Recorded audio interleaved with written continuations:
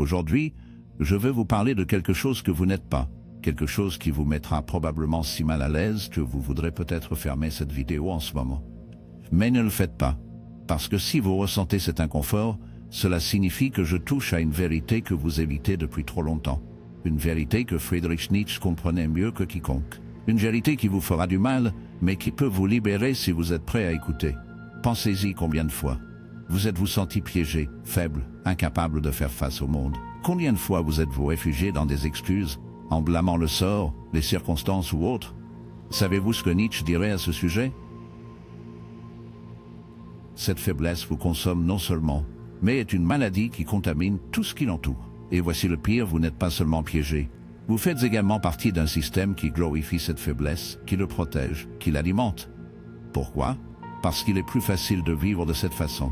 Il est plus facile de ne pas se battre. Il est plus facile d'être juste un autre dans le troupeau. Mais Nietzsche n'était pas là pour vous mettre à l'aise. Il n'était pas là pour vous tapoter le dos et vous dire que tout ira bien. Non, il détestait les gens faibles, pas parce qu'ils étaient mauvais, mais parce qu'ils représentent tout ce qui ne va pas dans le monde. Et quand je parle de faiblesse, je ne fais pas référence à un manque de force physique, mais à quelque chose de beaucoup plus profond, beaucoup plus sombre. Je parle d'une faiblesse de l'esprit, d'un manque de volonté de faire face à la réalité et de créer votre propre destin. Permettez-moi de vous demander quelque chose. Que faites-vous quand quelque chose ne se passe pas comme vous vous y attendez? Vous déplorez-vous? Restez-vous immobile, attendant que quelqu'un vienne vous sauver? Nietzsche dirait que c'est le plus grand crime contre la vie elle-même, car pour lui, la vie est un champ de bataille, une étape où seuls ceux qui ont le courage de se lever et de se battre encore et encore. Et voici le paradoxe, la société dans laquelle nous vivons déteste les strongs, les rebelles, ceux qui refusent de suivre le script établi. Cela vous semble-t-il familier?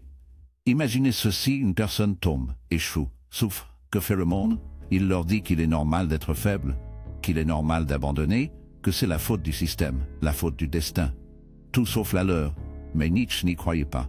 Il croyait au Übermensch, le Superman, une figure qui s'élève au-dessus de la médiocrité, qui n'a pas besoin d'excuses ou de confort, quelqu'un qui prend toute la vie qui leur lance et le transforme en pouvoir. Et maintenant, vous pensez probablement, mais pourquoi tant de haine envers les faibles? Qu'est-ce qui ne va pas pour aider ceux qui en ont besoin? La réponse est brutalement simple, parce que, selon Nietzsche, en protégeant et en glorifiant la faiblesse, vous perpétuez un cycle de médiocrité. Vous créez un monde où les progrès s'arrêtent, où l'excellence est considérée comme une menace et non comme une aspiration. Vous nourrissez un troupeau qui ne remet jamais en question, qui ne défie jamais rien, qui ne crée jamais rien. Mais voici la partie qui fait le plus mal Nietzsche. Ne vous détesterez pas d'être faible. Il vous détesterait pour être resté dans cet état, pour avoir accepté la médiocrité comme s'il s'agissait d'un destin inévitable. Parce que selon lui, nous portons tous en nous le potentiel d'être quelque chose de plus, quelque chose de mieux. Mais la plupart choisissent de ne pas le voir. La plupart préfèrent rester à l'aise, en sécurité, protégés par un monde qui leur dit qu'ils n'ont pas à changer, qu'ils n'ont pas à s'efforcer. Destin inévitable, car selon lui, nous portons tous en nous le potentiel d'être quelque chose de plus, quelque chose de mieux. Mais la plupart choisissent de ne pas le voir. La plupart préfèrent rester à l'aise, en sécurité, protégés par un monde qui leur dit qu'ils n'ont pas à changer, qu'ils n'ont pas à s'efforcer, que c'est bien d'être juste un autre. Et vous savez quelle est la pire partie? N avait raison. Regardez-vous, regardez-nous. Nous vivons dans un monde où la faiblesse est non seulement tolérée, mais célébrée, où la victime est une monnaie, où l'effort est ridiculisé, où l'échec est considéré comme une fin et non comme un début. N l'a appelé la moralité des esclaves, une mentalité qui glorifie la soumission, qui idolâtre la souffrance, qui méprise la grandeur. Vous êtes-vous déjà demandé pourquoi la plupart des gens détestent ceux qui osent se démarquer, qui ne demandent pas la permission d'être génial? C'est parce que ces gens sont un rappel constant de ce qu'ils pourraient être, mais ont choisi de ne pas être. C'est parce que la lumière de la forte expose l'ombre des faibles, et que l'ombre est insupportable à regarder. N savait cela, et c'est pourquoi il n'avait aucune pitié, car selon lui, la compassion n'aide pas les faibles. Cela les chaîne encore plus. Maintenant, dites-moi, qui êtes-vous? Êtes-vous celui qui se plaint, qui attend, qui suit le troupeau? Ou êtes-vous celui qui se bat, qui crée, qui se lève encore, et encore? Parce que voici la vérité que personne ne veut vous dire, personne ne vient vous sauver, personne ne réparera votre vie pour vous, personne ne vous donnera le pouvoir dont vous avez besoin pour être génial. Ce pouvoir est en vous. Mais vous ne le trouverez que si vous arrêtez de chercher des excuses et commencez à chercher des raisons. N ne détestait pas les gens faibles parce qu'ils sont nés faibles, il les détestait parce qu'ils ont choisi de rester ainsi, car ils préféraient être des victimes au lieu des héros, car ils préféraient le confort de la médiocrité au risque de grandeur. Et vous, que préférez-vous? Vivre dans le confort de la faiblesse ou brûler dans le feu de la transformation? Pensez attentivement, car en fin de compte, tout se résume à un choix. Allez-vous continuer à faire partie du troupeau, ou oserez-vous être le loup qui n'a pas besoin de permettre de vivre selon ses propres règles? La décision vous appartient, et ce que vous choisissez déterminera si vous vivez comme un autre, ou si vous commencez enfin à vivre pour de vrai. Allons plus loin. Il ne détestait pas les gens faibles parce qu'il les considérait comme inférieurs.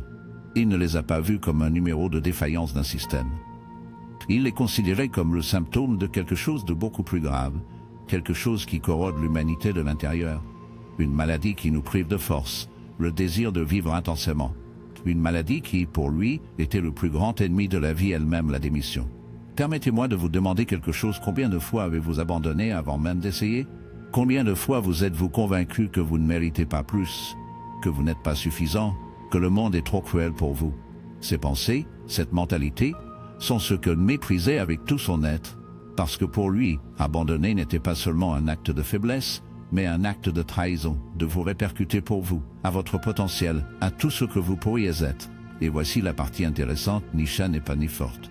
Il n'est pas venu au monde comme une force imparable de volonté et de puissance, parce que pour lui, abandonner n'était pas seulement un acte de faiblesse, mais un acte de trahison, de vous-même, à votre potentiel, à tout ce que vous pourriez être. Et voici la partie intéressante, Nisha n'est pas née forte. Il n'est pas venu au monde comme une force imparable de volonté et de puissance. Au contraire, il a passé une grande partie de sa vie à lutter contre sa propre fragilité, sa propre maladie, ses propres démons. C'est précisément cette lutte qui lui a fait comprendre que la vraie force n'est pas trouvée dans le corps, mais dans l'esprit, non pas dans ce que vous avez, mais dans ce que vous êtes prêt à faire avec. Mais nous vivons dans un monde qui glorifie le réconfort, qui récompense la passivité, qui célèbre ceux qui s'installent. Et c'est ce que nous détestait, parce que pour lui, la vie n'était pas un endroit pour se reposer. C'était un défi, un test constant, un champ de bataille où chaque jour vous deviez vous prouver que vous étiez digne d'exister. Et ne vous méprenez pas, cela ne signifie pas que la vie est une lutte constante contre les autres. C'est une lutte contre quelque chose de beaucoup plus redoutable, vous-même. Regardez autour de vous. Combien de personnes connaissez-vous qui vivent sur autopilote, qui suivent les règles sans les remettre en question, qui acceptent ce qui leur est donné sans en demander plus, qui passent leur journée à attendre un miracle qui ne vient jamais? N les a appelés les derniers hommes, et il les a décrits avec une brutalité qui vous fera trembler. Pour lui, ils ont été le résultat final d'une humanité qui avait perdu son étincelle, son désir de grandir, de prendre des risques, de vivre intensément. Vous reconnaissez-vous dans cette description? Si oui, ne vous inquiétez pas. Ce n'est pas la fin de votre histoire, parce que selon N, nous avons tous en nous la capacité de devenir quelque chose de plus, quelque chose de mieux. Mais cette transformation ne se produit pas par hasard, cela nécessite une décision brutale, douloureuse et inconfortable, la décision de détruire tout ce que vous êtes pour construire quelque chose de nouveau. C'est ce qu'on a appelé la récidive éternelle, l'idée que vous devez vivre votre vie comme si vous étiez destiné à le répéter encore et encore, éternellement. Qu'est-ce que cela signifie? Que chaque décision que vous prenez compte, que chaque choix que vous faites définit non seulement qui vous êtes, mais qui vous serez dans le futur. Et si cela ne vous fait pas peur, c'est parce que vous n'avez pas vraiment compris. Parce que la récidive éternelle n'est pas une théorie à étudier dans un livre. C'est un appel à l'action, un défi de vivre avec une intensité que peu osent vivre. Et voici la partie la plus sombre, N. Savez que la plupart des gens n'accepteront jamais ce défi, qu'ils préféreraient rester dans le confort de leur faiblesse, dans la sécurité de leur médiocrité. Pourquoi? Parce que le changement est effrayant, parce que la grandeur exige des sacrifices que peu sont prêts à faire, car il est plus facile de blâmer le monde, d'autres, le destin, que de prendre la responsabilité de votre propre vie. Mais, permettez-moi de vous dire quelque chose, si vous regardez ceci, si vous êtes allé jusqu'ici, c'est parce qu'une partie de vous sait que vous êtes destiné à quelque chose de plus, parce qu'une partie de vous refuse d'accepter que c'est tout ce qu'il y a pour votre vie. Et c'est exactement ce que N voulait éveiller chez les gens. Ce feu, cette rage, cette insatisfaction qui vous pousse à bouger, à combattre, à créer. Savez-vous quel est le plus grand ennemi du progrès? Ce n'est pas un échec, ce n'est pas la peur, ce n'est pas une critique. C'est l'apathie, cet état d'indifférence où rien n'a d'importance, où tout est pareil, où vous devenez un spectateur de votre propre vie. N détestait ça. Parce qu'il savait que c'était le premier pas vers la mort spirituelle. Et voici le point clé, être vivant ne signifie pas seulement respirer. Être vivant signifie ressentir, se battre, aimer, haïr, vivre chaque instant avec une intensité qui vous fait trembler. Et c'est ce que ne voulait pour vous. Il ne détestait pas les gens faibles parce qu'ils étaient moins. Il les détestait parce qu'il a vu en eux un potentiel gaspillé, des opportunités manquées, des vies non vécues, car il savait qu'ils pouvaient être tellement plus, mais ils ont choisi de ne pas l'être. Voici donc ma dernière question pour vous. Qu'allez-vous faire avec ces informations? Allez-vous continuer à vivre comme un autre dans le troupeau, à vous contenter de ce que vous avez, en acceptant les règles sans les remettre en question? Ou allez-vous vous lever, vous battre, et devenir quelque chose que vous ne pouviez même pas vous imaginer vous-même? Le choix est le vôtre. Et comme N dirait N, ce choix est tout. Revenons donc à la question la plus importante. Que êtes-vous prêt à faire pour cesser d'être un spectateur de votre vie?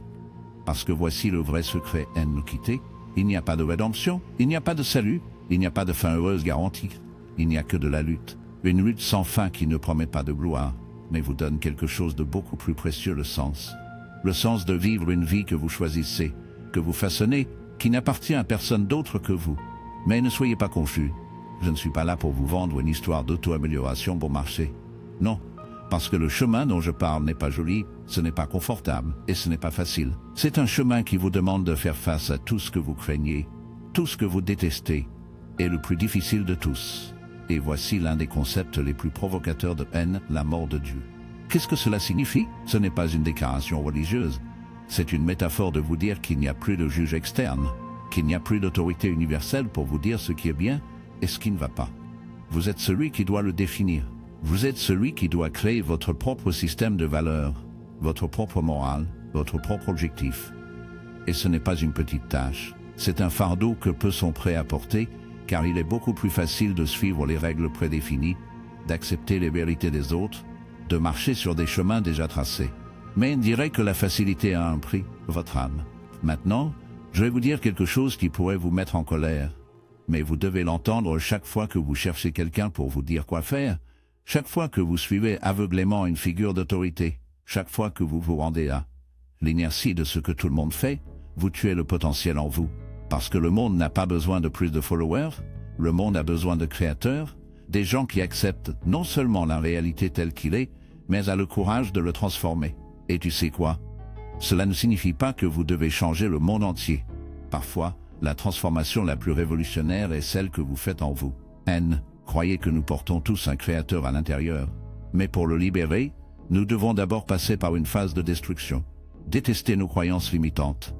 Cela ne signifie pas, c'est que vous devez changer le monde entier. Parfois, la transformation la plus révolutionnaire est celle que vous faites en vous. N, croyez que nous portons tous un créateur à l'intérieur. Mais pour le libérer, nous devons d'abord passer par une phase de destruction. Détruisez nos croyances limitantes, nos peurs, nos excuses. Cette destruction fait mal, mais c'est le seul chemin vers quelque chose de réel. À ce stade, vous vous demandez probablement, tout cet effort en vaut-il la peine? Cela vaut-il la peine de vivre avec cette intensité, avec cette lutte constante? La réponse est simple, cela dépend de vous. N n'avait aucun intérêt à vous convaincre de quoi que ce soit. Il ne voulait pas que vous le suiviez aveuglément, ou que vous acceptiez ses idées sans les remettre en question. En fait, il détesterait ça. Il ne croyait à l'indépendance, dans la pensée critique, dans la capacité de chaque individu à décider de son propre chemin. Maintenant, je vous indique clairement, c'est votre moment pour décider. Vous pouvez séjourner où vous êtes, confortable, sûr, protégé par les murs de votre zone de confort, ou vous pouvez faire un pas dans l'inconnu, dans le chaos, dans une vie qui ne sera pas parfaite, mais ce sera le vôtre, vous choisissez. Avant de continuer, je veux prolonger une invitation. Si tout cela vous résonne, si vous pensez que ces mots touchent quelque chose en vous, je veux que vous le partagiez dans les commentaires. Écrivez la phrase « Celui qui a un pourquoi vivre peut supporter presque tout comment ». C'est l'un des enseignements les plus puissants de N, et je veux voir combien de ceux qui regardent cela sont vraiment disposés à réfléchir par eux-mêmes pourquoi. De plus, si vous ne l'avez pas déjà fait, abonnez-vous à la chaîne. Ce n'est pas un espace pour la médiocrité ou des réponses faciles. Ici, nous parlons de ce qui fait mal, de ce qui compte, de ce qui se transforme. Donc, si vous cherchez du contenu qui vous met au défi, qui vous pousse hors de votre zone de confort, c'est votre place. Maintenant, revenons à N. Il y a autre chose que vous devez comprendre, la volonté de pouvoir. C'est l'un de ces concepts les plus mal compris, mais aussi l'un des plus essentiels. Il ne s'agit pas de pouvoir sur les autres, il ne s'agit pas de dominer ou de contrôler. Il s'agit de pouvoir sur vous-même, la capacité de prendre le contrôle de votre vie, de devenir le maître de votre propre destin. La volonté de pouvoir n'est pas quelque chose que vous trouvez en dehors de vous, c'est quelque chose que vous devez cultiver de l'intérieur. C'est quelque chose qui se développe à chaque fois que vous décidez d'agir malgré la peur, chaque fois que vous choisissez le chemin dur par rapport au plus facile, chaque fois que vous osez être différent. Et voici l'astuce, vous n'avez pas besoin d'être parfait pour commencer, il vous suffit de commencer, parce que la perfection n'est pas l'objectif. L'objectif est la croissance, l'évolution, l'effort constant pour devenir une version plus authentique de vous-même. Alors, que ferez-vous maintenant? Allez-vous continuer à attendre un moment parfait qui ne viendra jamais? Allez-vous continuer à nourrir les excuses qui vous tiennent piégés? Ou allez-vous prendre le contrôle et commencer à construire quelque chose qui compte vraiment? Parce qu'à la fin, la seule personne qui peut vous sauver de la médiocrité est vous, et comme dirait Nietzsche, celui qui n'est pas disposé à se battre pour sa vie ne mérite pas de le vivre. C'est le moment d'agir, choisissez qui vous voulez être, choisissez comment vous voulez vivre. Et rappelez-vous, la lutte n'est pas une punition, c'est un privilège. Parce que seuls ceux qui sont prêts à se battre ont la possibilité de gagner.